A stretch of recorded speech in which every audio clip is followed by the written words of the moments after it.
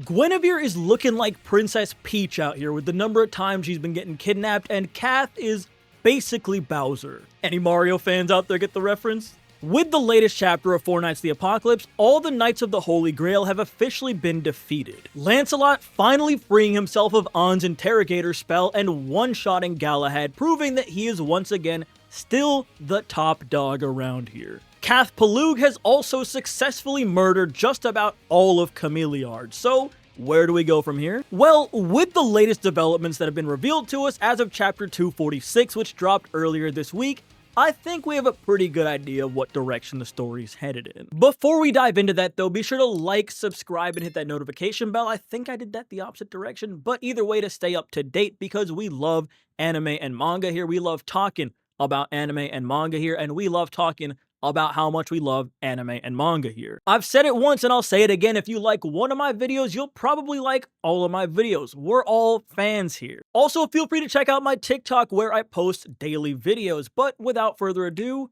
on to the review.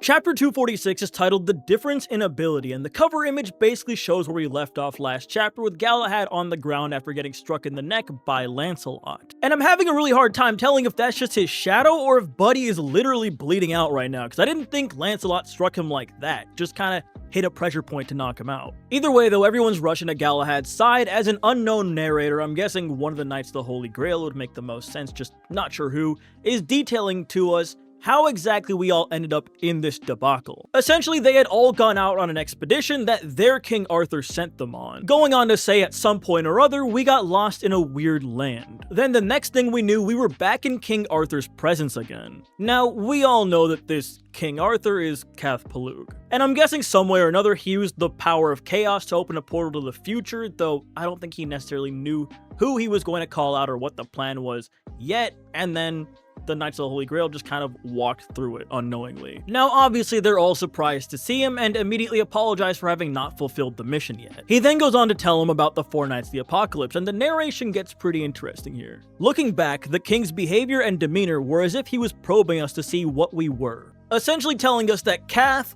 low-key had no idea what was going on. It's kind of giving off Sid Kagano vibes from The Eminence in Shadow. But this is where he gives them the story of the alleged 4 frauds. Though on the bottom left there, he says, I'm sure this strange world is their doing too. Now, I think the way this is best interpreted is Cath was basically in the process of time traveling or walking through some kind of portal.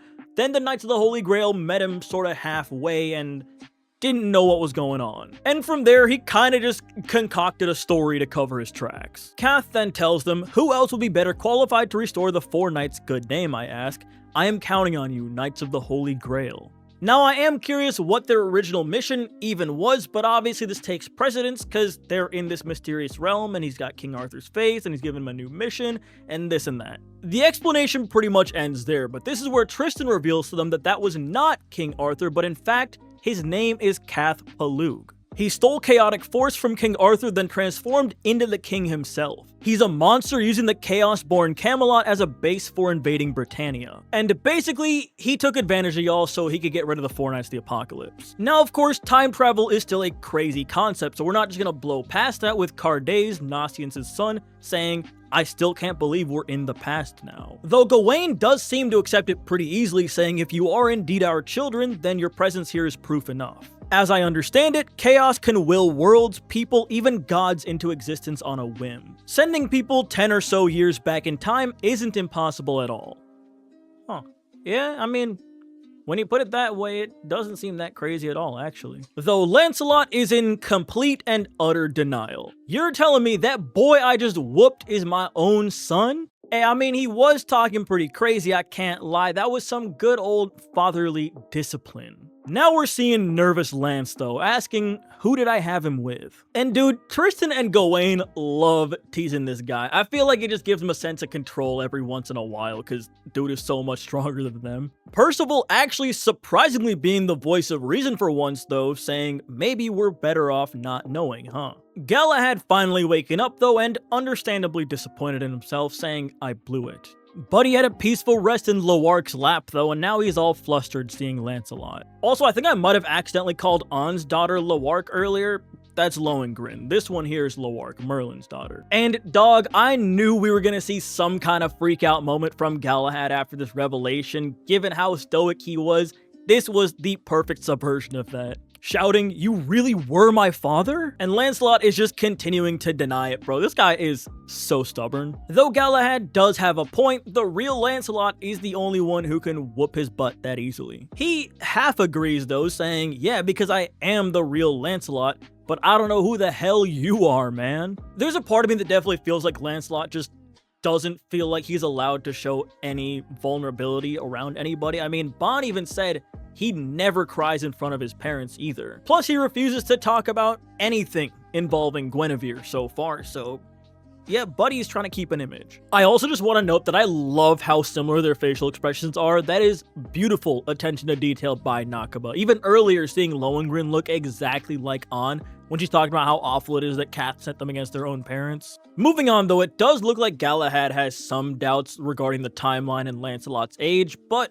losing to Lancelot apparently is proof enough for him. Lancelot still completely and utterly denying it though. At this point, I almost genuinely feel bad for Galahad. His own father is literally rejecting him right in front of him consistently, but Tristan and Gawain still teasing Lancelot for what it's worth. Galahad then tells him, "Can't grow up big and strong without enough sleep. You always tell me that, but I still stay up late all the time. Maybe that's why I'm still so short at age 18. I wonder where we've heard that line before. That was the first thing you said to Mom, wasn't it? You both said it at the same time. Now, surely none of us could have guessed that Galahad's mother is in fact Guinevere. Not even a moment for Lancelot to fully register the thought before a very familiar face joins us on this lovely day. Well darn, not even their own flesh and blood could do it. I was hoping you could have offed at least half of them for me. Oh my god, everybody, look, it's King Arthur! Psych, it's you, Cath Palug, isn't it? Cath doesn't actually seem fazed by the information that they know who he is, saying, "Oh, you knew that already?" Pretty calmly. Percival then saying, "Yeah, we met the real King Arthur a bit ago." I gotta be honest with y'all, I don't think that was a good play by Percival. Cath now knows that we know where the real King Arthur is, and that's who he's been looking for the entire time, so he could siphon off the rest of the power of chaos from him. And there are a lot of things that Cath can and will do to get his way. Now, of course, Cath asks them a pretty rhetorical question, knowing what they're going to answer him with, saying, "Well, how helpful. So, what'll it be? Would you mind telling me where he's located?" Request obviously denied, as Lancelot grabs Izai's spear and walks forward, telling Cath, "Not too smart, huh? First your ridiculous plan fails, and now you're just gonna let us beat you up?" And we know this isn't a bluff, because Lancelot can in fact whoop Cath into next week. Cath obviously has something up his sleeve though, as we see this sick panel by panel and grotesque transformation with him saying, "Yes, I'll admit that strategy wasn't too successful, but they were only meant to buy me time. Time I could then devote to my next move." And I don't know if it's just me, but he kind of looks like a gooey slime monster here. Lancelot is continuing to egg him on though, saying, "Didn't my dad and his pals mess you up bad? Bet you still got a lot of damage left." And it is just now occurring to me that Lancelot never heard the news about Cameliard, at least to my memory. The other knights were notified while he was busy boxing with Galahad, so he has no real knowledge of Guinevere or her family's situation at the moment. Which is obviously about to change here, as Cath pulls out the corpses of the king and queen of Cameliard, asking, "Tell me, do you know this?" And Cath is genuinely so wrong for this, going, "Oh, sorry, not them." Proceeding to scratch his back, looking for something in there. Ah, here we go. Now, before we get to the totally not obvious reveal here, I just feel the need to point out, does Buddy just keep corpses inside of him? Alright, pause on that, but what is the point? Maybe the power of chaos can revive the king and queen under his command, and then he can use them for political influence or something like that? Because if that's not what we're doing here, this guy's even freakier than I thought. But lo and behold, he asks Lancelot, "So, do you know this then?" With, of course, none other than Guinevere herself dangling before him. And this final page of the chapter has me honestly speechless. But we got Lancelot standing over here with Izai's spear, looking up at Cath Palug towering over him, and holding Guinevere above his head. When they say a picture is worth 1,000 words, I'm pretty sure this is what they're talking about. No dialogue on this page, but we know exactly what's going on.